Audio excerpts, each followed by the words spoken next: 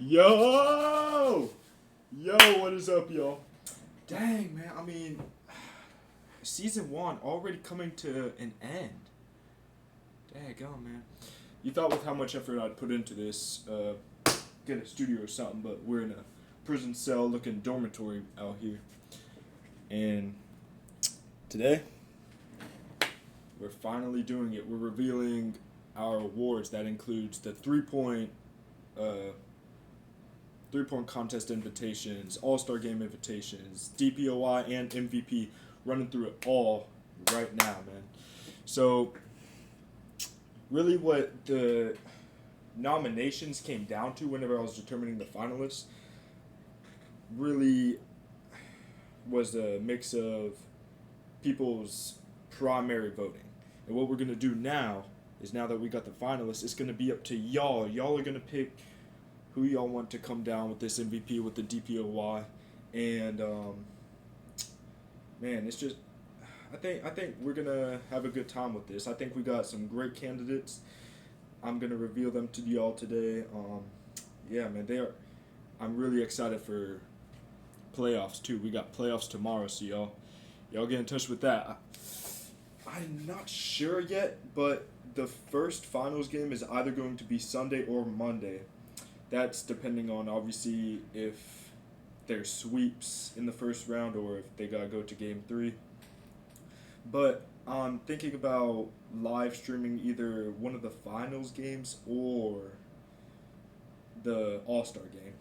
But without further ado, we got to start getting into some nominations. Go ahead and knock this out. People try and go to sleep. It's final weeks here at the campus, so we might as well hop on in.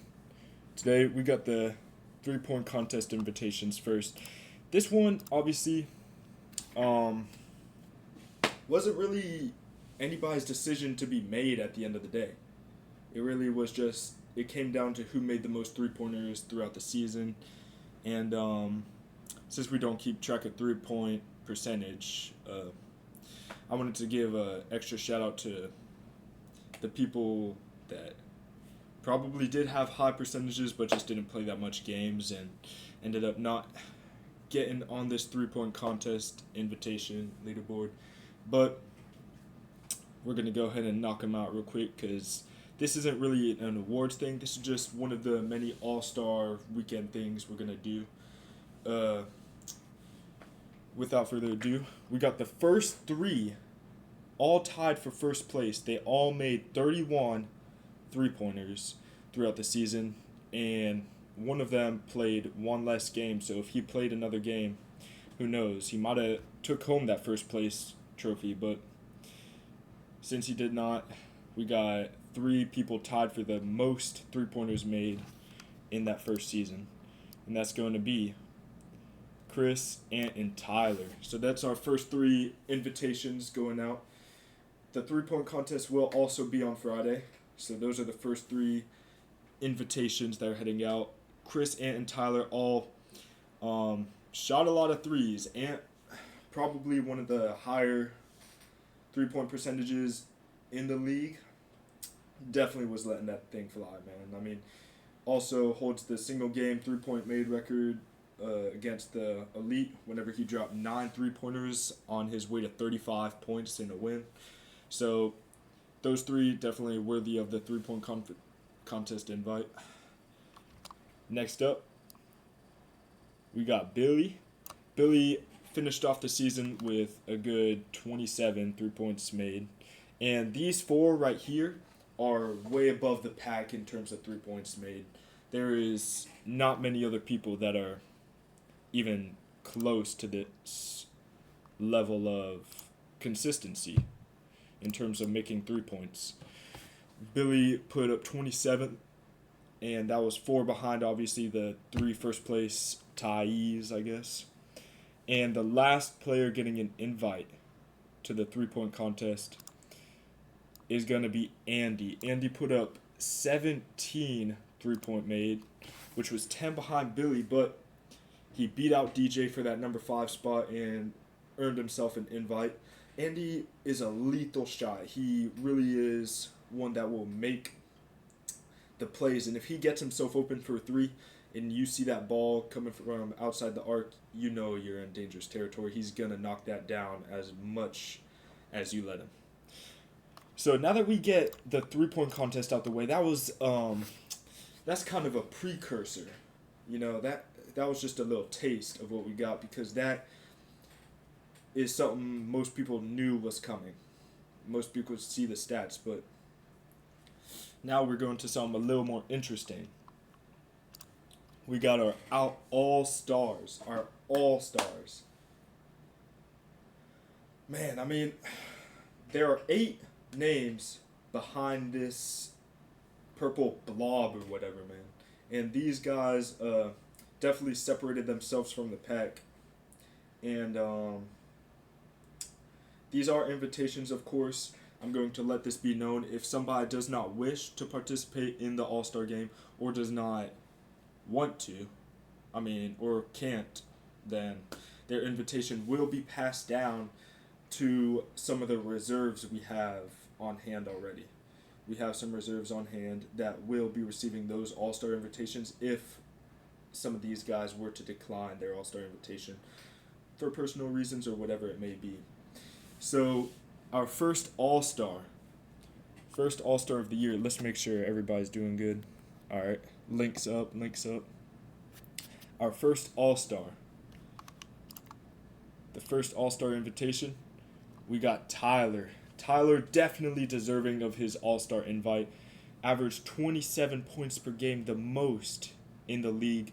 And ever since he came into the league, he made his mark. He played 6 games, and obviously a late signee by the Heat, but they still found a way to win some of the unpredictable games with Tyler on their roster, such as last night, where they absolutely destroyed the Reapers with Tyler dropping 47 to break the current points in the game record.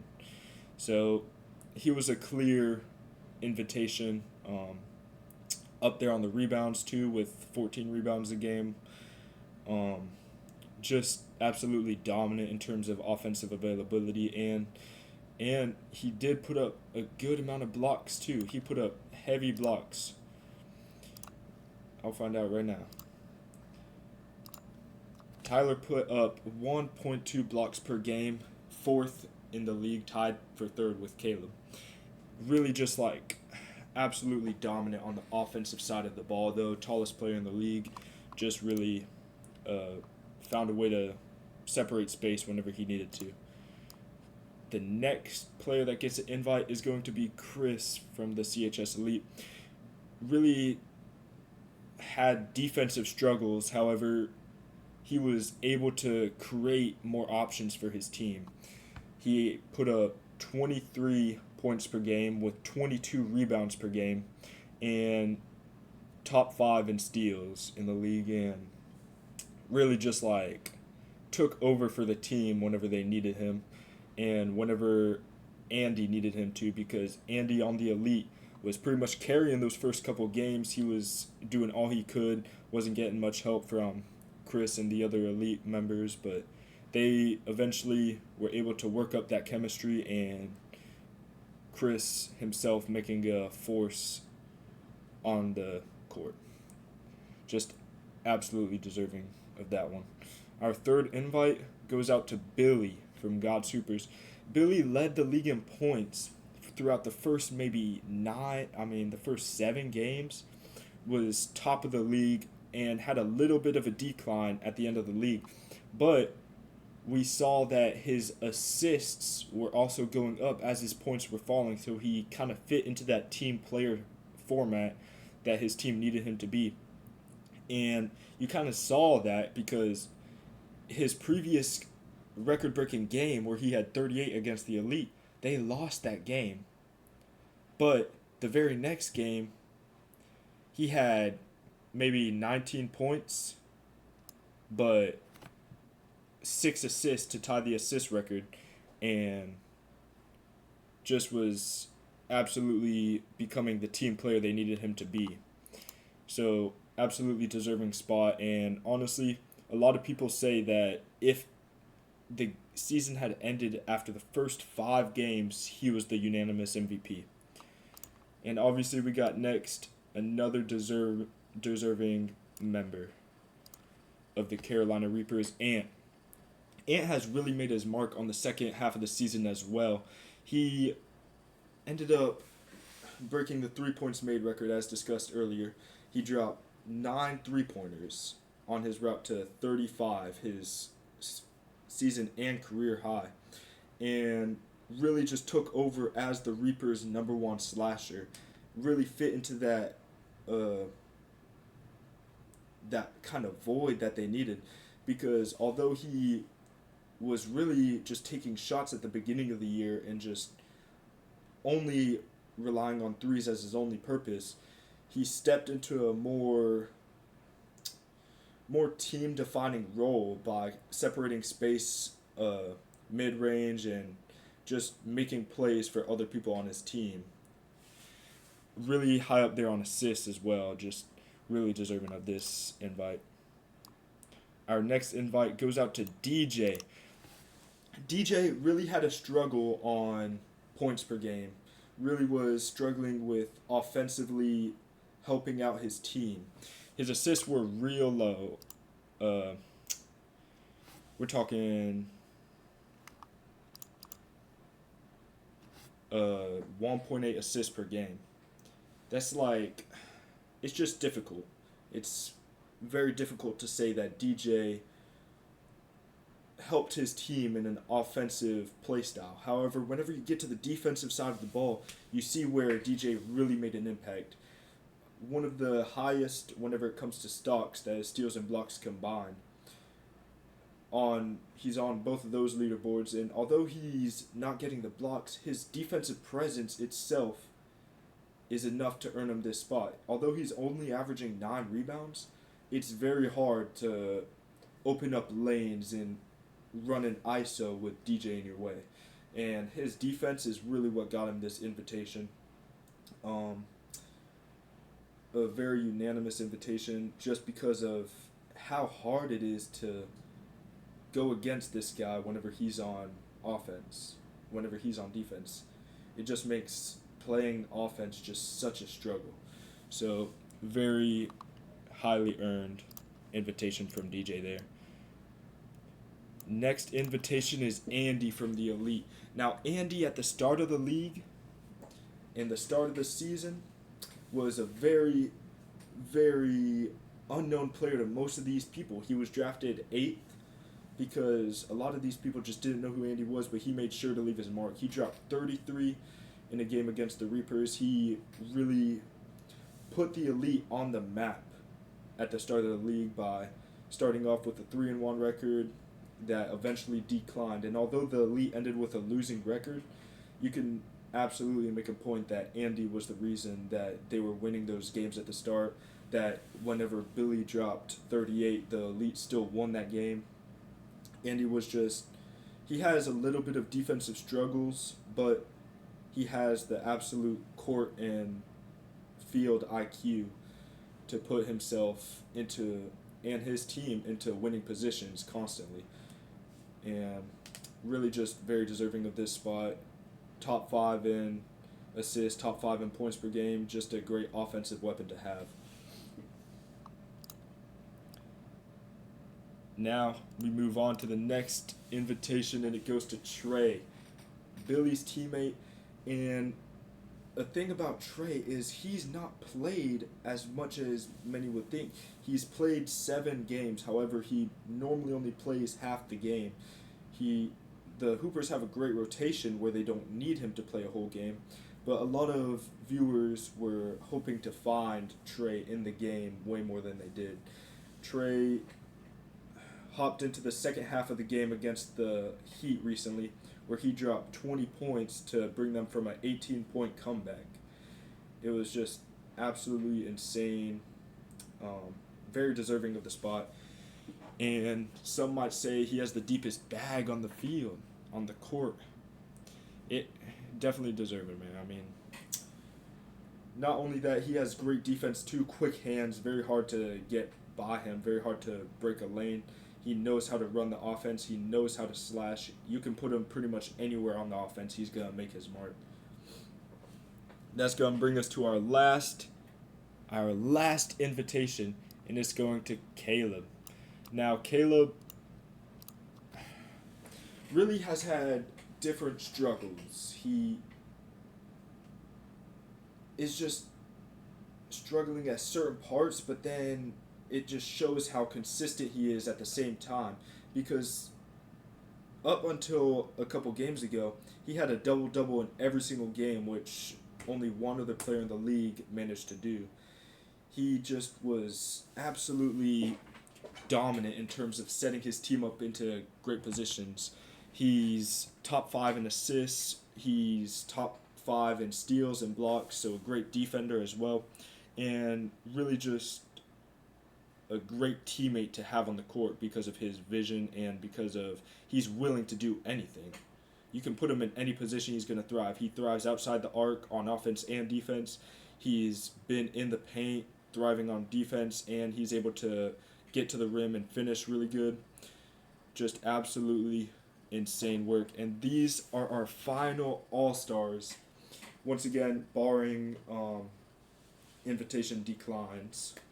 But I'm very happy with how our All-Stars turned out. And these 8 have really made an impact that separates them from the rest of the group. Also, the Reapers have their starting 3 all on All-Stars. They really were just... It really just shows how much of a well-rounded team they were. But that's our All-Stars for this year. Congratulations to all of them. They worked hard to make sure their teams were put into good positions. And that brings us to the next honorary, thing, man. We got the awards now. Our finalists are now being announced. Before we get to the MVP finalists, we got to go through the DPOY finalists. Now, DPOY is going to be obviously the tougher choice. We only have 3 finalists for this award, and it's hard to narrow it down to those 3 that really deserve it, because stat sheets obviously don't show the whole image. You can't get some of this intimidation and just like the overall defensive IQ and vision that you see on the court just by looking at the stat sheets. And this was absolutely hard to nail it down to the last 3. But it really came down to the 3 that were most expected to be the finalists for this award at the start of this year. So overall, whenever we're looking at the finalists, we took into account the stats, of course, but this award took more footage than anything else, because you really need to know who's able to hold their wands, who's able to get themselves into a great position on offense by being a force to be reckoned with on defense, holding people down. Our first finalist is DJ. This one, if you play in the league, I know y'all are out there watching, if you play in the league, you already know. You already know. His stat sheet may not be the most impressive. He is up there high in steals, 2 per game, over 2 per game. He's gotten a couple blocks, but obviously a little bit harder whenever you're shorter than the average offensive player you're playing against. But he definitely holds his own whenever he's playing his wands. He had foul troubles at the start of the year, but has been out of foul trouble and is out of the top 5 in fouls. And absolutely just dominant to go against one-on-one. You can't make your own lane, because you can go left, he'll be there. You can go right, he'll be there. Just an absolute... He's just insane. They give him that... They say his NBA comp is Pat Beverly, and I can't even argue with that. Like, he really just is dominant, and he will get in your face. He's not afraid to use his stamina up the whole game just to make sure that you're not able to move the ball around and score. And it's really really contributed to the Reapers' wins as Ant and Caleb are able to get those rebounds. Now the next player on our DPOY finalist board is another one that people pretty much expected from the start, Brady Gentry.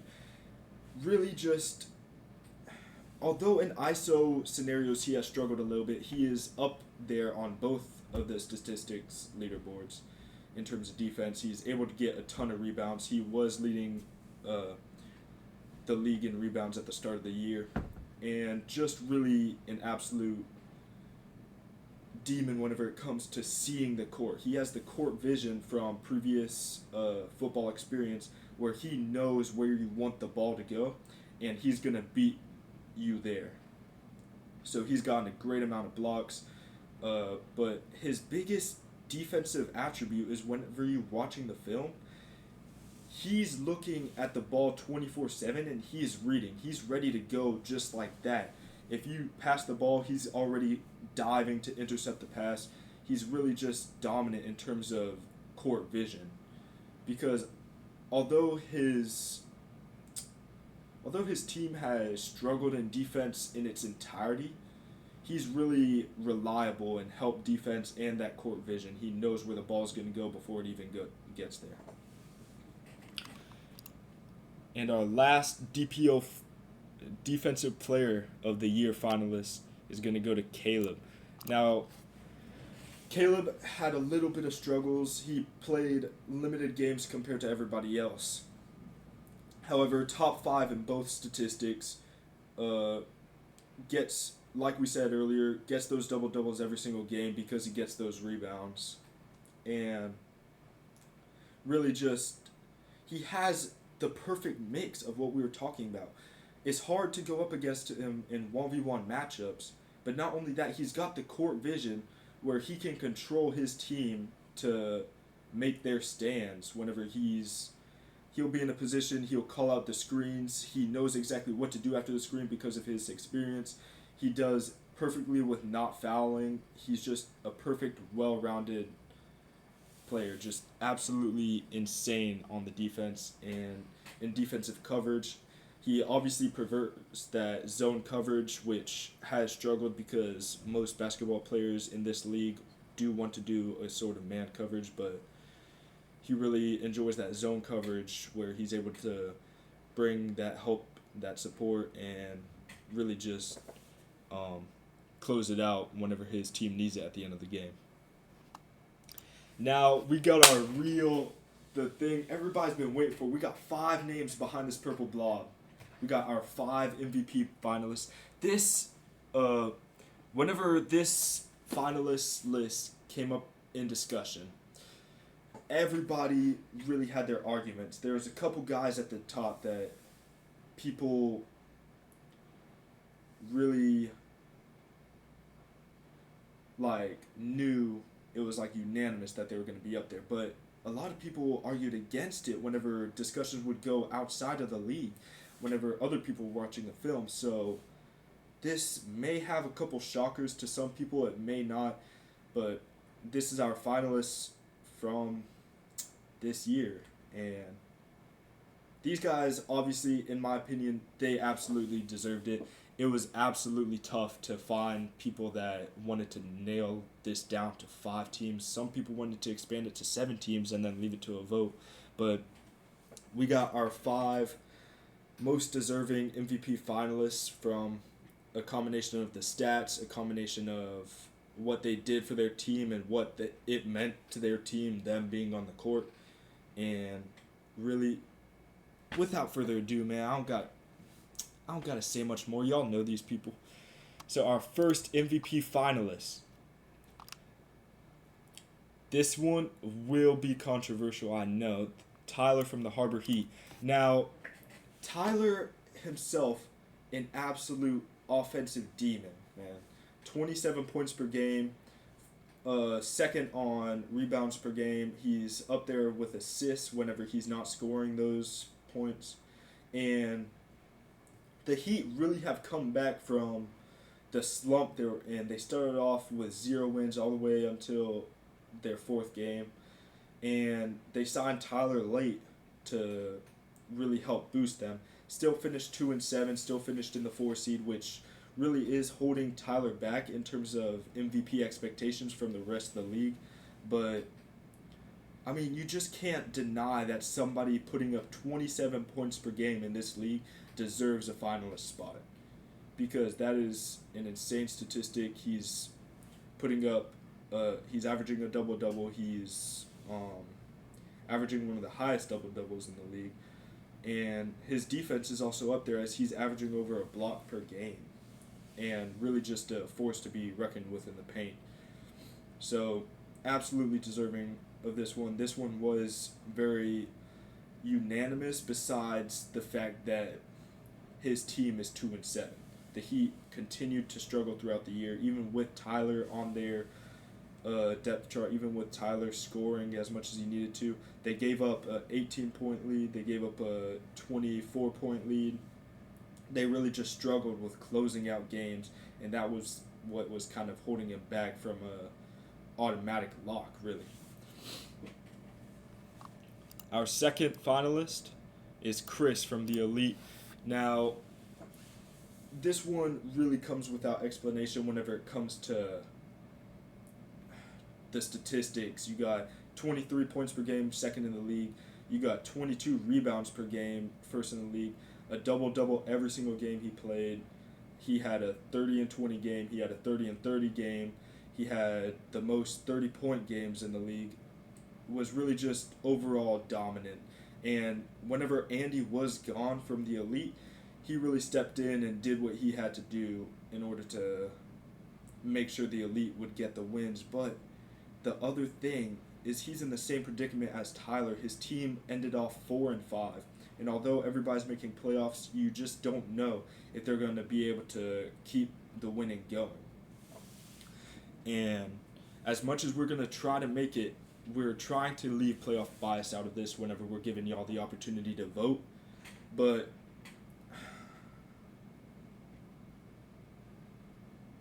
it's like we know there might be a little bit of bias because the overall winner will be announced on Saturday.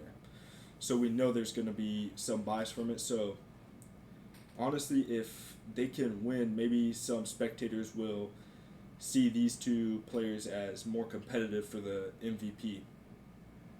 But losing records just don't align with the MVP award at all. So these two guys, obviously big strugglers whenever it comes to overall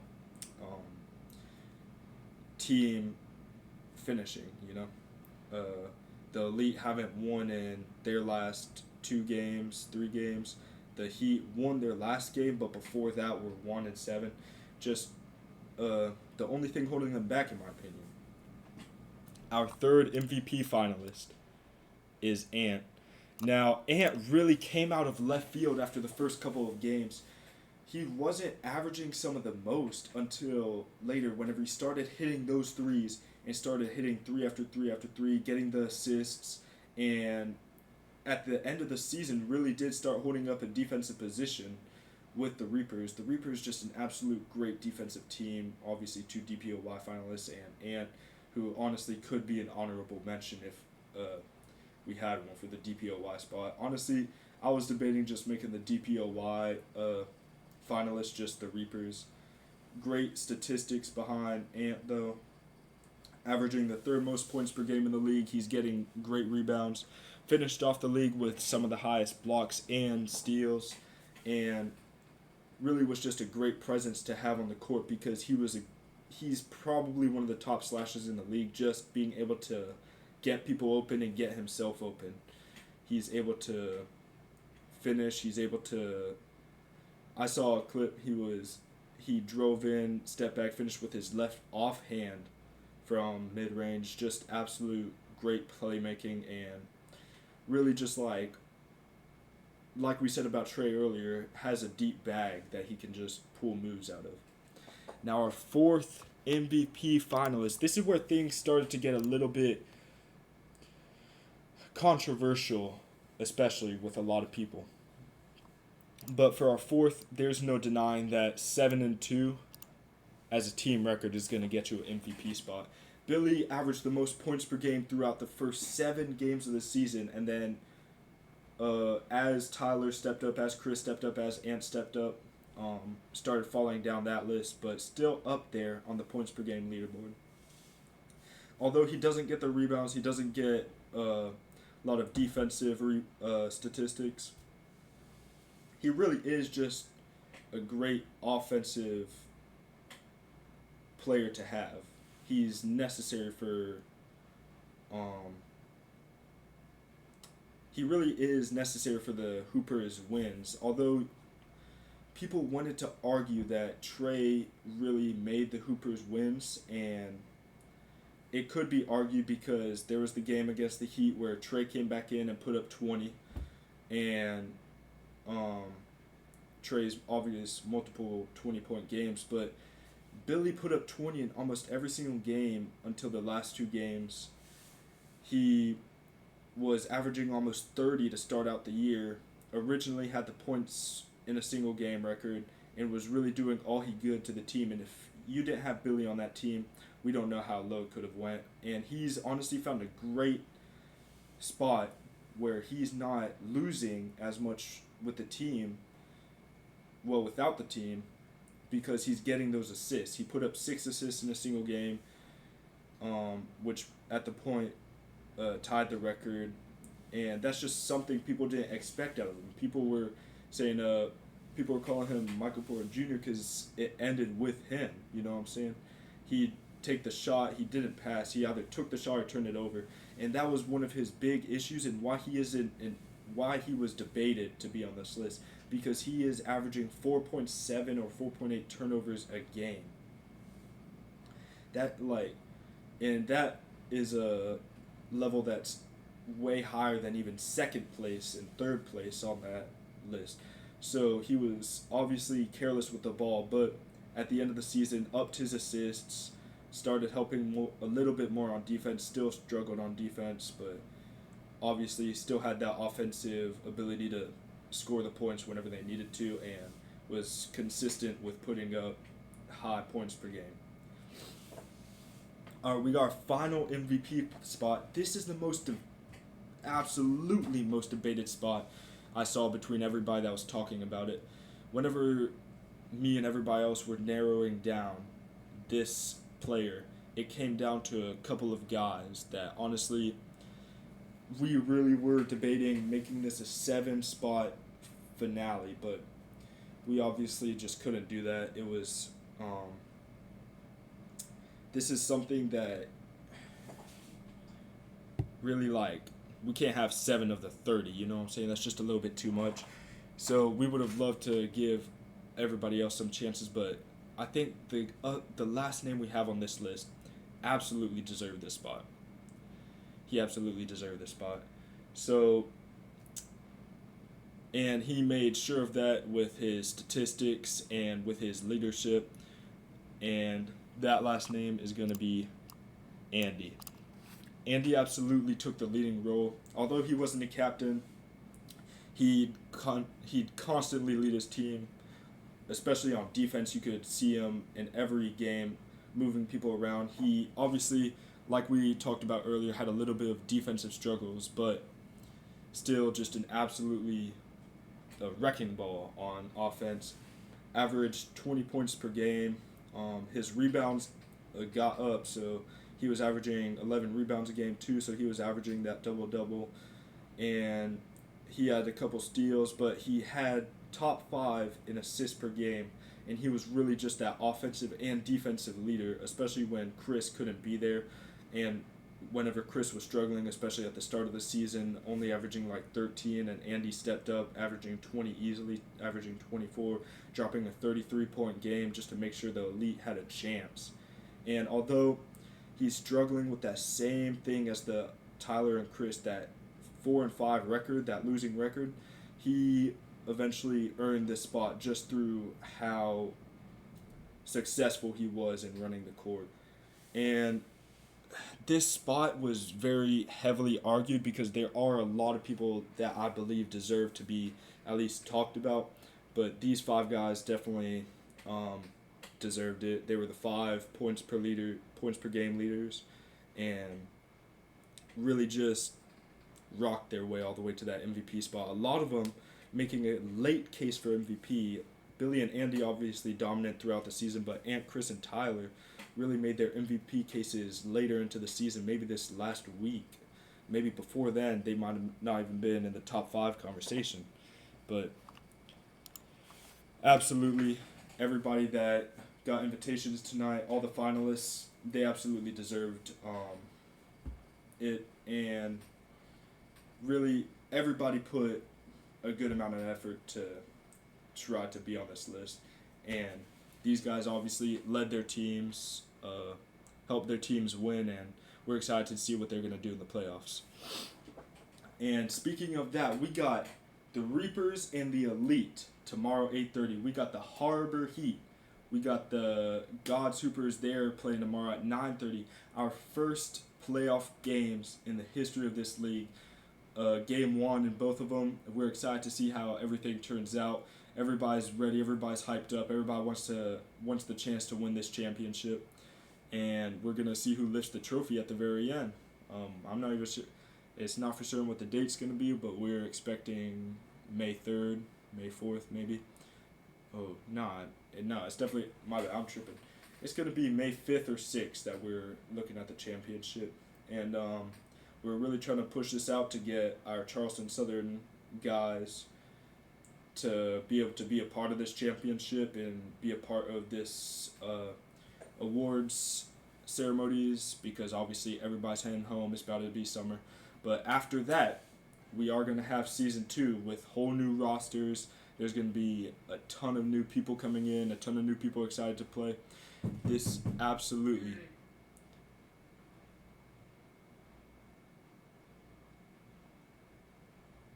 I'm going to need to check my door, but y'all got everything y'all needed. And congratulations to everybody that earned an all-star spot, finalist spot.